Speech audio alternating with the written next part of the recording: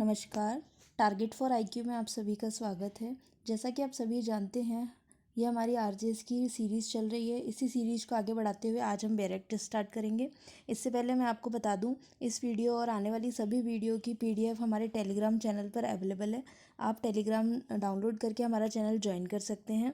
हम UP PCSJ, Bihar civil जज, APO, Chhattisgarh, MP civil जज और आरजेएस की तैयारी करवाते हैं और हमारा ग्रुप चल रहा है। आप चाहें तो इसे ज्वाइन कर सकते हैं। चलिए हम स्टार्ट करते हैं आज का लेक्चर। फ्रेंड्स, ये इंडियन एविडेंस एक्ट का इंडेक्स है। हर एक्ट का इंडेक्स होता है, आपको ये पता होना चाहिए। जिस तरह से हम मैप में देख के पता लगाते हैं कि राजस्थान कहाँ है, एमपी, यूपी, दिल्ली कहाँ है, उसी तरह एक्ट के इंडेक्स से भी हम पता लगा सकते हैं कि किस टॉपिक का एरिया कहाँ पर है।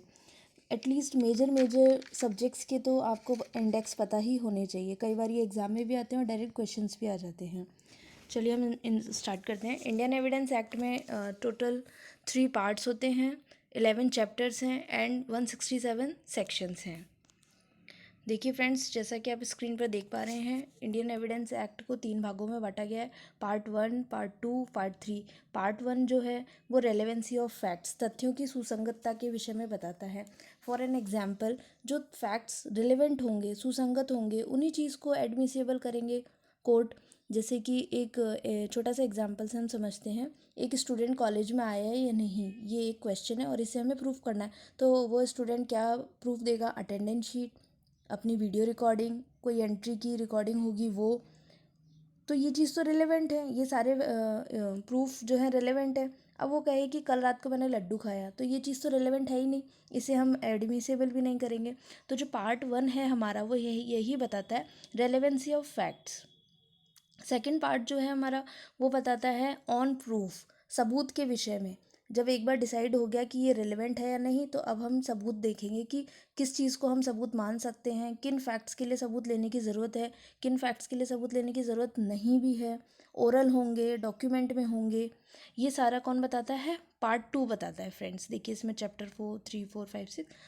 देन आता है हमारा सबूत के बाद में आता है हमारा थर्ड पार्ट, जो कि क्या बताता है? Production and effect of evidence. जो सबूत हमने ले लिए हैं, ओरल, डॉक्यूमेंट्री, तो उनका प्रोडक्शन कैसे होगा और वो जो प्रोड्यूस होंगे उसके बाद इफ़ेक्ट क्या होगा उन एविडेंसेस का। तो ये कौन बताता है? हमारा पार्ट 3 बताता है फ्रेंड्स। तो हम डिटेल में देखते हैं। पार्ट 1 में मेनली 2 चैप्टर्स हैं।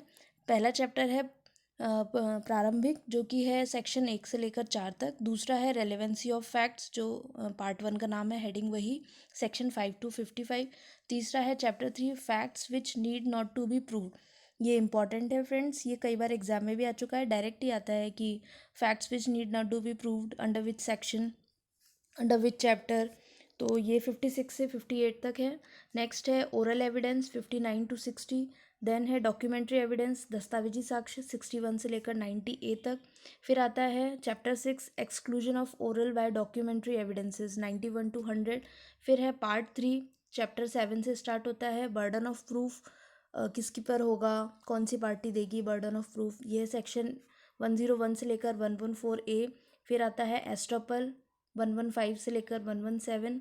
देन है विटनेसेस, 118 to 134। फिर है जो विटनेसेस होंगे उनके एग्जामिनेशन होगा, एग्जामिनेशन ऑफ विटनेसेस, 135 to 166। और लास्ट इसका जो चैप्टर है वो है improper admission and rejection of evidences. अगर हमने कोई एविडेंस गलत दे दिया है, उसका एविडेंस एडमिशन इम्प्रॉपर तरीके से हो गया या रिजेक्शन इम्प्रॉपर तरीके से हो गया, तो उसके क्या इफ़ेक्ट्स होंगे, ये लास्ट चैप्टर है और एक ही सेक्शन का चैप्टर है, 167। तो देखिए इनमें से सबसे इम्पॉर्टेंट कौन से हैं? Chapter number 2, chapter number 5, chapter number 7, 9 and 10। अगर किसी भी स्टेट में इंडियन एविडेंस एक्ट सिलेबस में है सब्जेक्ट, तो डेफिनेटली चैप्टर 2, 5, 7, 9 एंड 10, इसमें से 200% आप मान लीजिए कि क्वेश्चन डेफिनेटली आएगा ही आएगा। ठीक है, अगर किसी को ये इंडेक्स याद करने में प्रॉब्लम होती है तो सिंपल सा एक पैटर्न है, आपको अच्छा लगे तो आप भी अडॉप्ट कर सकते हैं। 2 की जो टेबल होती है, फर्स्ट पार्ट में 2, देन 2 2 जा 4, देखिए 4 हैं, 3 4 5 6, 4 है चैप्टर। फिर आता है 2 3 जा 6, 7 8 9 10 11। अब 6 तो 12 होते तब 6 होता, लेकिन 12 तो है ही नहीं, टोटल हमारे चैप्टर कितने 11। तो ऐसे भी आप याद कर सकते हैं। 2 2 दूनी 4, 2 तिया 6, 2 के रेशो में चल रहा है। आज के लिए इतना ही, फिर हम लेकर आएंगे पार्ट 2, उसमें हम सेक्शन से स्टार्ट करेंगे। Thank you friends.